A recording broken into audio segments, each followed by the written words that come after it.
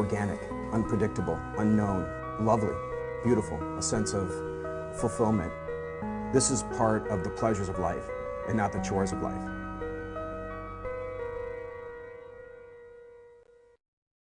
Coming up tonight on Daily Iowan TV, virus update, new details on the Zika virus. And Dance Marathon is making moves for next year. Warm and wet, things are heating up, but the skies are not going to stay dry. Learn more about the rainy days ahead coming up in weather. 2 Iowa wrestlers were crowned champions on Sunday night. Find out in sports how Corey Clark and Sammy Brooks wrestled their way to the top of the podium.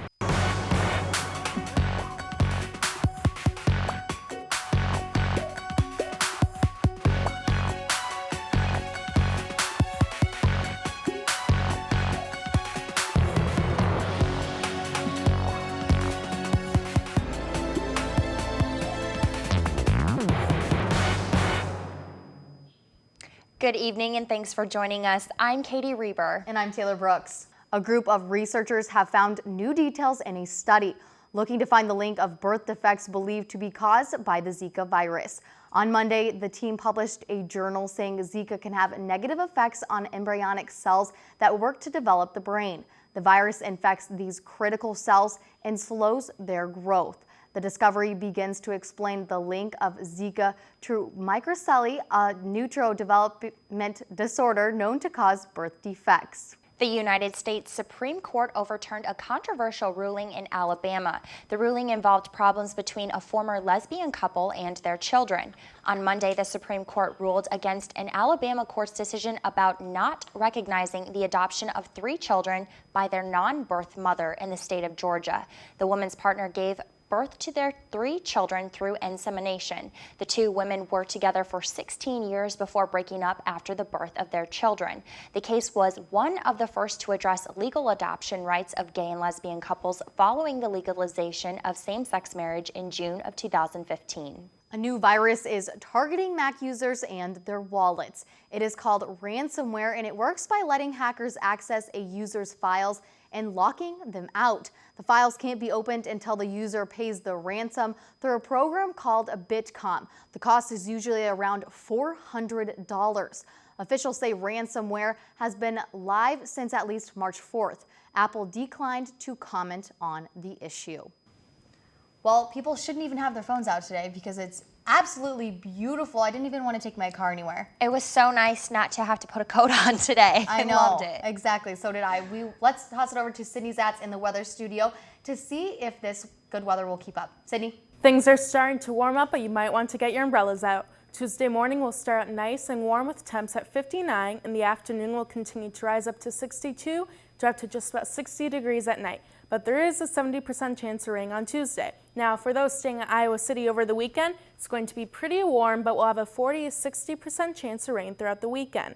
Temps will rise as high as 64 during the day on Saturday, and we'll have some cooler evenings with temps ranging in the upper 40s to the low 50s. Now, the heat just isn't around Iowa City, but around the globe. The heat from El Nino, the weather cycle that changes the sea temperatures drastically, is starting to take a toll on the natural landmarks like the Great Barrier Reef. Scientists are saying that the reef needs to be relieved of the heat if certain areas of the reef are going to survive. That's your weather for this week. Enjoy spring break. Following another successful year of Dance Marathon, a new election process started off last week, and Daily Iowan TV reporter Daisy Lee looks into the 12 new executive members and 23 chair positions for next year's Dance Marathon. Along with over 2,000 students and staff members' efforts, Dance Marathon 22 has achieved a really successful year and were able to raise $2.4 million to help fund pediatric cancer research at the UI hospital. But the story does not end here. The process of selecting new board of directors begins right away. And we're in that transition period where we're now choosing our next team to lead Dance Marathon 23 to hopefully be even more successful in the coming years. Every single year, it is a complete new 270 leadership team in which people can move around depending on what their interests for that year, what committee they want to be involved in, and where they really want to focus their attention for that year of Dance Marathon. Students can practice leadership skills all 3 years after being a dancer. They can move from a committee position to a chair position and then to a direct position on an executive council. Last year I was the programming chair for Dance Marathon 22, and so after our big event, which was on the 5th and 6th of February, we had an application process and an interview process, and I applied to be the Executive Operations Director this year. So as the Operations Director, I am in charge of all operations and logistics of the events. Next year, their big event, I will be in charge of all kind of the behind-the-scenes work and making sure that everything goes according to plan, security, transportation, the layout of the IMU, the different rooms and stuff like that. If you have passion for helping others, exercising leadership skills, Dance Marathon would be a good choice. You could well be added to the list of executive directors.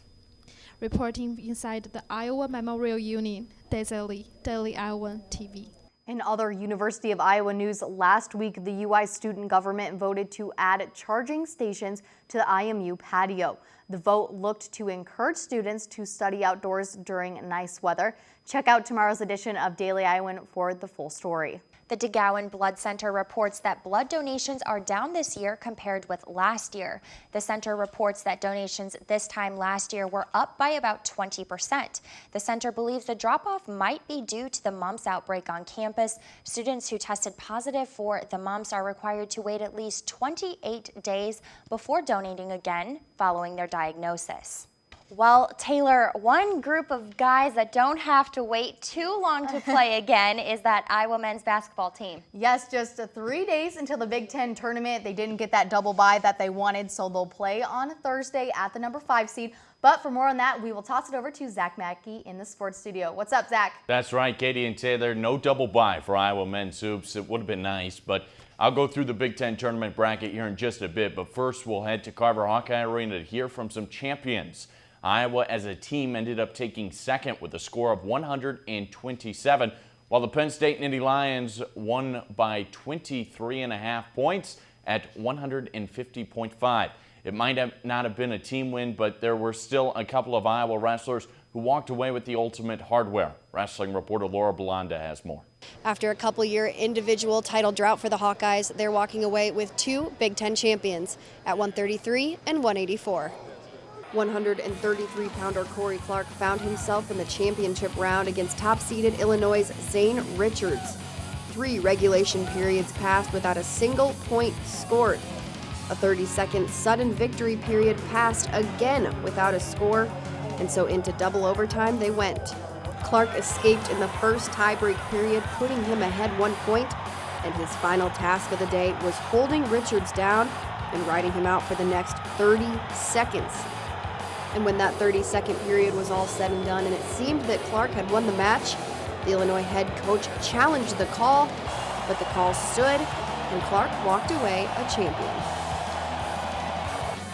And the Hawkeyes' second champion, Sammy Brooks, at 184, he took a 6-4 victory over 4-seeded TJ Dudley to take the crown.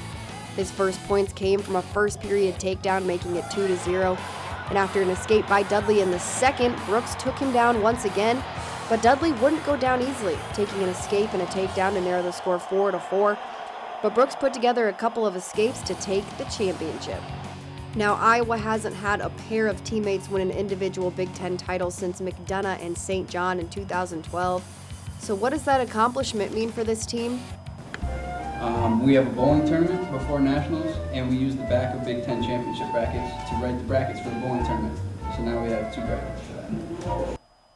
Okay, but what does it really mean for the team? You know, that's a badge of honor. I mean, there's a board for Big Ten champions, and we put 2 new names up there. That's important. You know, one of the bedrock Gable principles is it's easier to go forward with success. Reporting inside Carver Hawkeye Arena at the 2016 Big Ten Championships, I'm Laura Belanda with Daily Iowan TV Sports. Thanks, Laura. Clark and Brooks weren't the only Iowa wrestlers who got a medal. Brandon Sorensen claimed second with a loss to Zane Rutherford in the championship round. Nathan Burak also made it to that championship bout, but fell short to Penn State's Morgan Montage. Thomas Gilman made his revenge through the back end of the bracket to finish third, and Edwin Cooper Jr. fell in the third-place match to Michigan's Brian Murphy, while Alex Meyer claimed fifth to Nebraska's Micah Barnes. It isn't over for Iowa, though. The NCAA will announce tournament seeds Wednesday at 5 p.m. and individual qualifiers weight by weight at noon that day. Iowa men's basketball secured their NCAA bid by going 12-6 in the Big Ten, but after dropping 4 games straight in 2 weeks, they landed themselves at the number 5 seed in a game on Thursday in Indianapolis. Iowa will play the winner of Illinois and Minnesota, and if Iowa wins that one, they will go on to play number 4 Purdue. As for the rest of the Big Ten, Wednesday is crucial for those in the bottom tier. Thursday, though, number 9 Northwestern and number 8 Michigan will go head-to-head. Penn State and Ohio State as well, and Wisconsin will play the winner of Nebraska and Rutgers. And with the Big Ten Conference more competitive than ever, it should be an exciting time in Indianapolis. Not a lot of difference between those top and bottom teams all the way throughout the competition. The Iowa women's basketball team has to wait a week for their fate in the NCAA tournament. Something completely different than last season, where the team knew they were in the tournament, but they were just hoping for an NCAA home game, which they did get, but this season is completely different. With a young starting lineup, the 19-13 Iowa Hawkeyes have an 11-4 record at home and a tough road schedule. At 5-7 with the waiting game, head coach Lisa Bluter and her team are still hitting the court to work on those fundamentals. Their Big Ten tournament run wasn't all bad, as they had an incredible first quarter against the Big Ten tournament champion Maryland before the nationally ranked team took over. So a lot riding on the finish of that game going into now the NCAA tournament bid process, but it still looks promising. We've been talking about championships and potential championships all show, and there's a group of guys within the Iowa men's basketball program that are champions with how much work they do. Taylor Brooks caught up with Iowa's 7 managers over the past few weeks, and we'll have that story tomorrow. Katie and Taylor, let's send it back to you. Thanks, Zach. That wrestling, Sammy Brooks, all about his mullet. It was absolutely hilarious. But did you know, people say laughter is the best medicine, but how about a pet? Emotional support animals are becoming an important part of people's lives to those who struggle with depression or anxiety. We turn to Lauren O'Mackle, who has more. Come here, baby. This is Luna. Luna is an ordinary pet with an extraordinary job. She's an emotional support animal for her owner, Anna Barrett. Looking after Luna is Anna's roommate, Maddie Dietz, who finds Luna to be a great addition to her life. College is hard. We both struggled a lot last year. I think a lot in school, out of school, just a lot of things colliding all at once that made for a really stressful time. Emotional support animals are different than therapy pets, and it's important for people to know the difference. An emotional support animal is a pet. It's a companion. It's not an animal that provides therapy to other people. Furry friends like Luna can be adopted at the Iowa City Animal Care and Adoption Center. Hey Luna, how do you like living here? Cat got her tongue? It's a new facility, newly built within the last year, and we serve the city of Iowa City, Johnson County, the city of Coralville, University Heights, and the University of Iowa as an animal shelter. At the shelter, they have a variety of animals, such as cats, dogs, and guinea pigs. Really big responsibility, and it's a fabulous responsibility. I mean, pets are amazing, and they bring so much wonderful stuff to our lives. She allows us to be silly with her. Does that make sense? So because we're able to play with her and watch her be goofy and grow, it definitely makes us be goofy with her. Lauren O'Mackle, Daily Iowan TV. Oh, you just have to love those animals. Yes, yes, you do. Well, that will do it for Taylor and myself on this Monday edition of Daily Iowan TV. Be sure to check out our website, dailyiowan.com, for all the latest news for Daily Iowan TV. I'm Taylor Brooks. And I'm Katie Reber. Thanks for watching.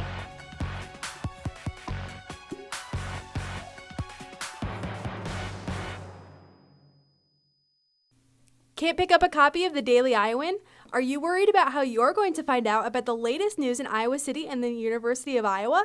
Well, look no further. You can download the Daily Iowan mobile app on your iPhone for the area's best news coverage. And you can also read and watch us on your iPad.